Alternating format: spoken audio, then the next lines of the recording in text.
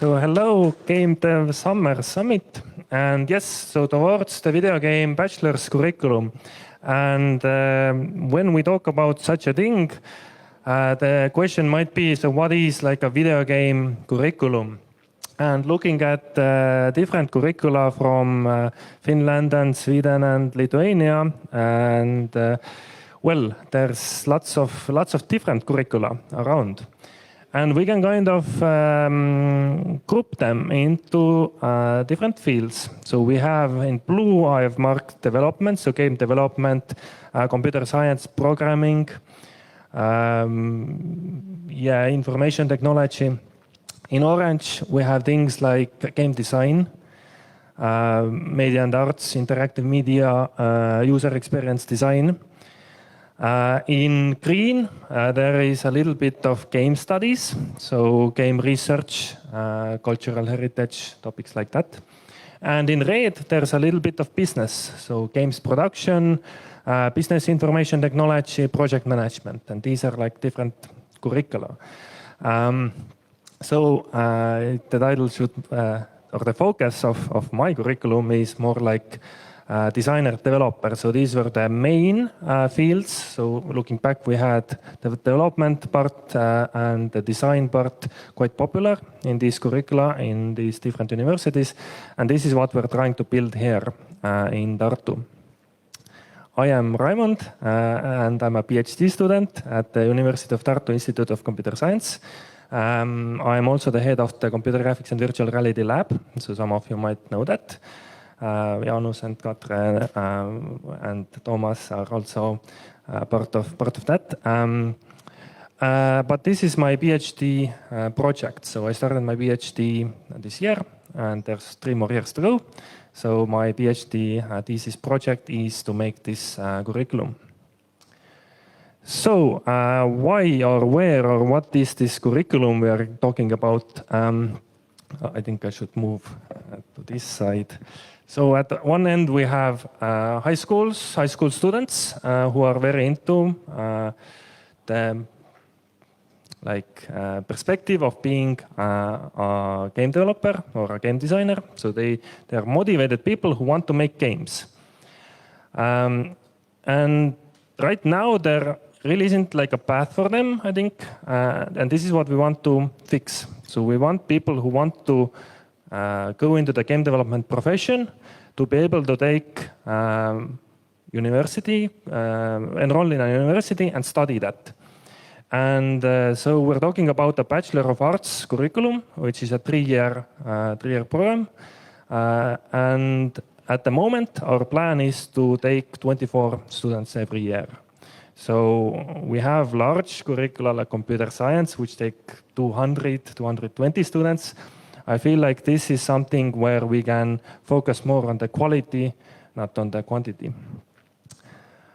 And after that, now I move back to this side.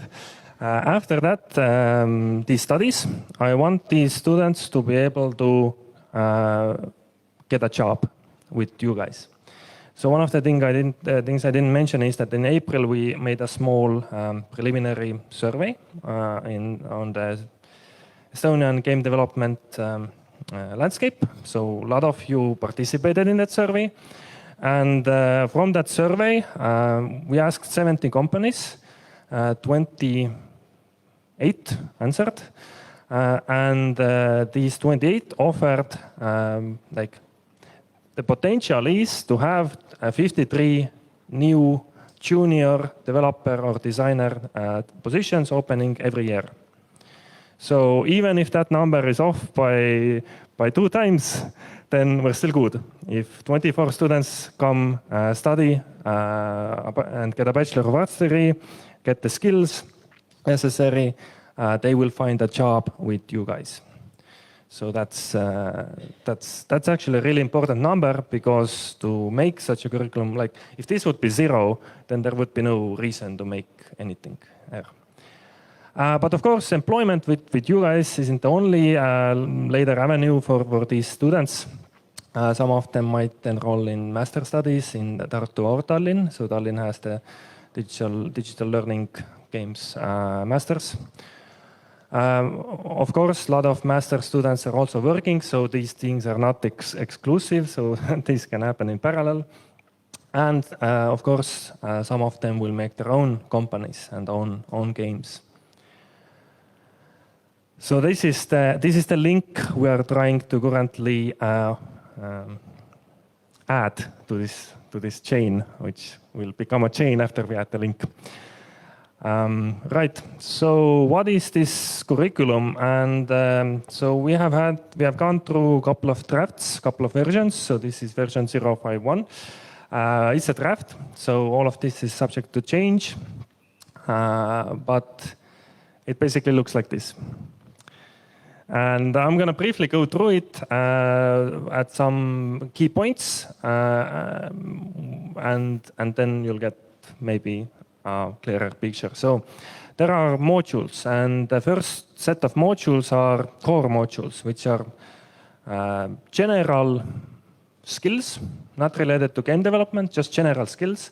We can start with things like higher math, programming, object-oriented programming, human-computer interfaces, also things like teamwork, entrepreneurship, visual design, multimedia, software testing in the end here. So these would be the courses everyone in this curriculum will take in different semesters. So these blocks are 6 semesters, so 3 years. And these are these like core skills that you will need before you can make too much progress in the field of game development, let's say, or game design, at least in this vision. Next is the narrow field modules, so game development or video games, let's say, in this general term. So video game modules, those would start with introduction to game development, games industry and production, evolution of video games. So this is an existing course some of you can actually take right now, maybe you have.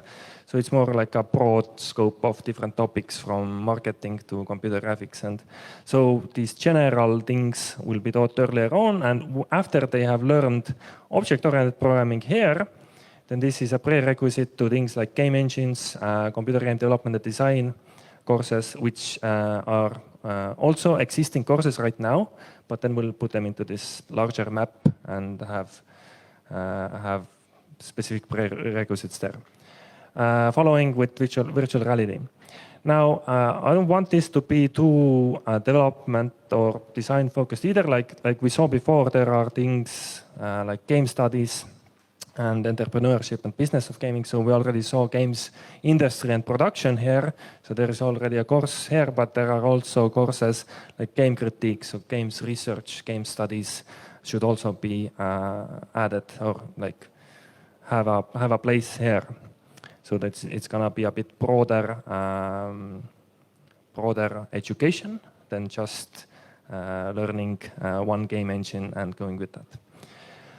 Right, so these are the video game modules. Now, at that point, or well, at some point, the students would have to make a choice either to specialize on design or development. And these two specialization modules have different courses. The design one has game design, so there's lots of game design topics that in our current core course, computer game development and design, just don't have room in that. So things like narrative design, audio, environment design, level design, going more in depth with these things, ethics in games. So if violence is okay, why isn't pedophilia okay in games, and so on.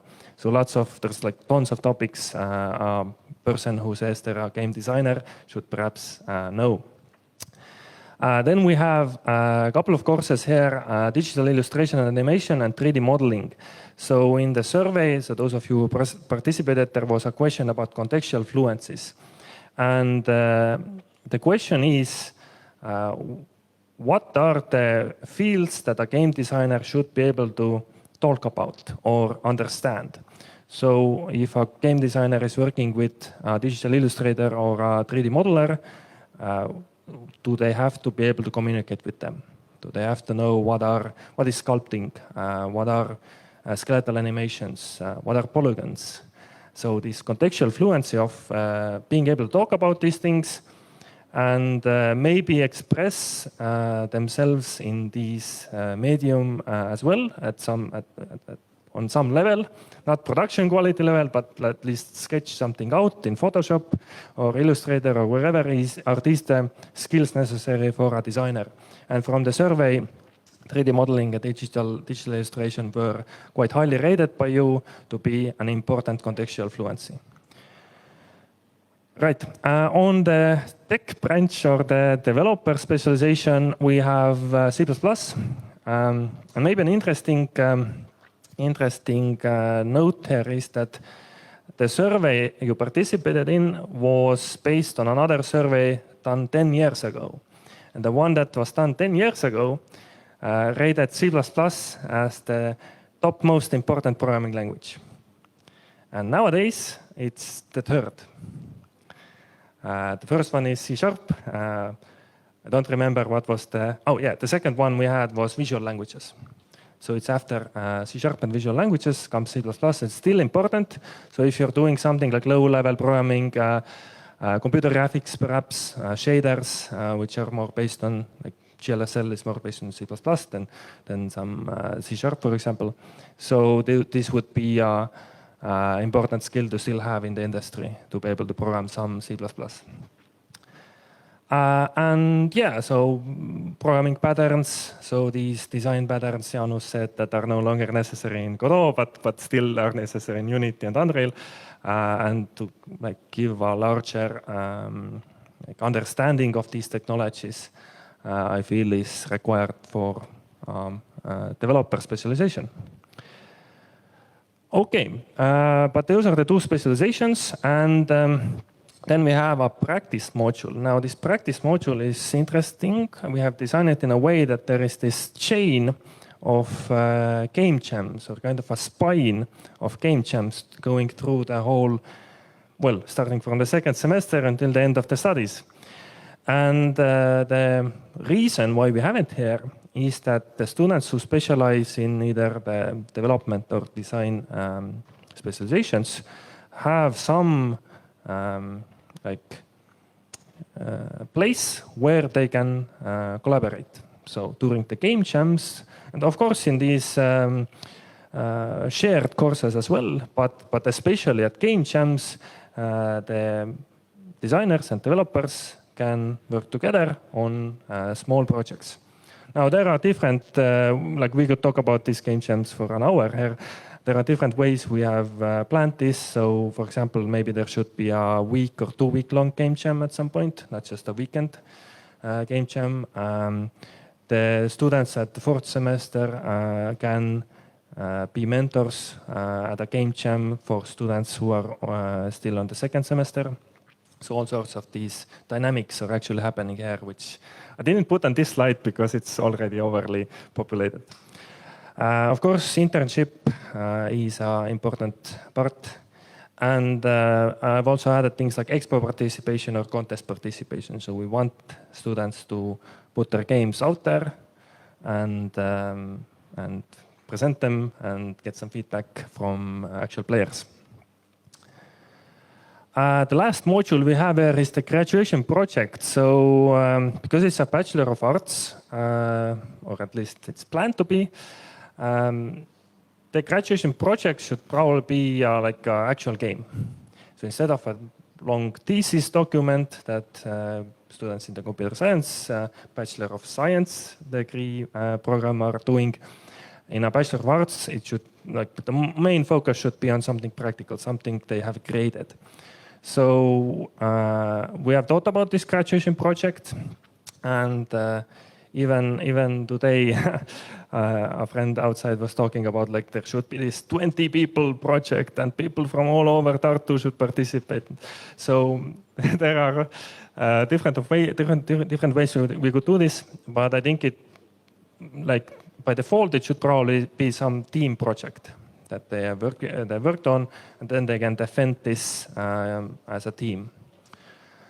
But besides the graduation project itself, so a game they make in a team, we also have a portfolio seminar in that module. So accompanying the larger project should be a portfolio that is made of different other games, or that game as well, of course, but games they have made during game jams or different courses, and something that they can show to you that, look, during my studies I've made these 10 games, what do you think? Would you hire me? So our portfolio would be part of the graduation or the graduation project. And that's it. So simple. I think there's lots to think about here, and like I said, it's a draft, so some of these things are subject to change. And for example, we have this course here that's called Game Art History, which might not be the best course.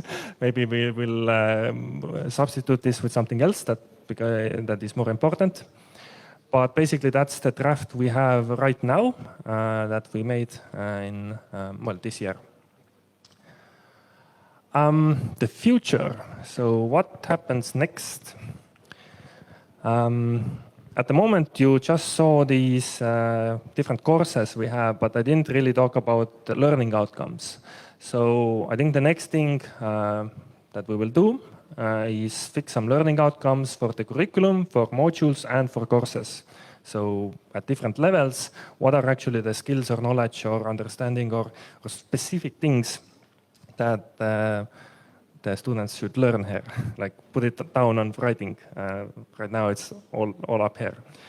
And another important thing is financial analysis. So what I can say right now is that there are about 10 courses in that big map that need to be new courses. Luckily, we already have a lot of these existing courses that we can use.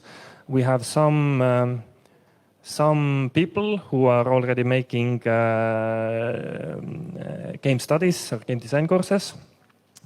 But at some point, there's probably going to need to be some kind of an initial investment. And then the financial analysis should also include like how sustainable is it in the long run. So those are the things, the next steps in this project.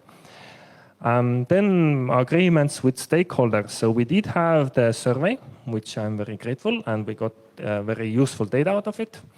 But to present this plan, we will probably need some specific, or maybe not that specific, but some agreements. So let's say letters of intent, so that yes, our company is very willing to support this endeavor.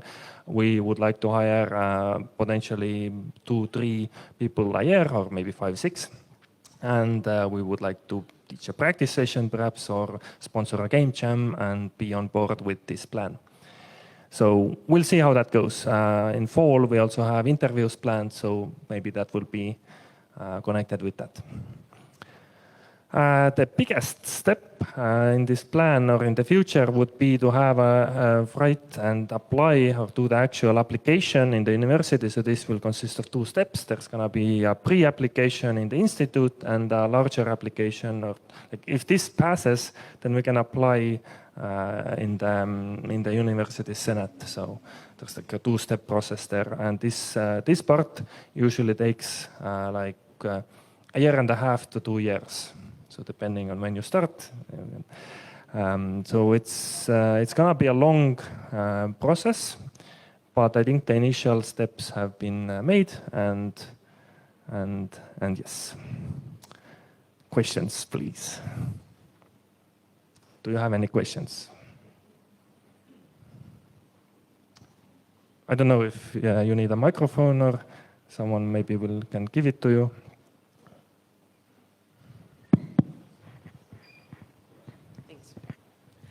Yeah, so what worried me a little bit is that there wasn't like any mentions of game art modules in this curriculum. So like it was mainly focused on either game designers or like programmers. And it seemed like you've mentioned that game designers also had some like courses related to art, but there wasn't like a full-fledged one for the artists. Yes, absolutely. So the courses we had for the designer module are like these contextual fluencies. So if the designer needs to communicate with an artist that and the artist tells them that should I make this art in vector or raster format, they will understand what happens or what they're talking about. Or if they say that, like the designer can say that or the developer, whoever can say that they will need a transparent background, and then they will understand what this means. But the question is like, so where do the artists come from, right? So in Tartu we have the Tartu Art School, which has a 4-year program about 3D modeling. So they study 4 years of that, the whole 3D modeling process and 3D animation and stuff. So this is already covered. And in Pallas, they have the medium and advertisement, or however it's called. And there are also like the Estonian Arts Academy and other places. Yes, but still, it's like these are usually for artists. These are usually 4-year-long programs at already different like art-related institutions. So that's why I didn't put it here, because like let's say that. So if we look at this whole thing again, so would a 3D artist really need to know object-oriented programming? So probably not. But a game designer doing their prototype to sell the idea to someone will need to know that. So that's why there is no art branch here, because it would be very long. Okay, thank you. Any other questions?